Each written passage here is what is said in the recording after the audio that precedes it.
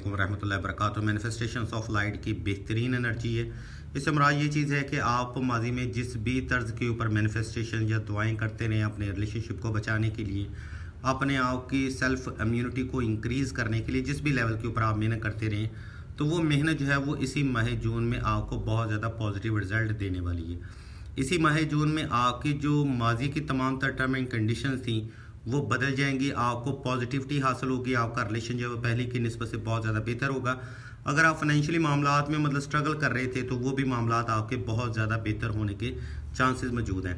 आप बस उसी मैनिफेस्टेशंस को, उसी दुआ को, उसी वजीफ़ा को जो भी आप करते रहे थे, जिस भी आप रिलीजन से तल्लक रखते हैं, तो उसी के अकॉर्डिंग आप वर्कआउट करते रहिएगा। इंशाल्लाह आपके तमाम तर मामला जो हैं वो बेहतरी की तरफ आएंगे। मज़ीद अगर आप अपना बर्थ चार्ट बनवाना चाहते हैं तो आप कमेंट सेक्शन में अपना सवाल दर्ज कर सकते हैं। और अगर आपको किसी भी किस्म की थेरेपी की ज़रूरत हो या किसी भी किस्म की वजीफ़ा की ज़रूरत हो तो आप हमारी वेबसाइट के लिंक को विज़िट कर सकते हैं। जज़ाकल्लाह जी।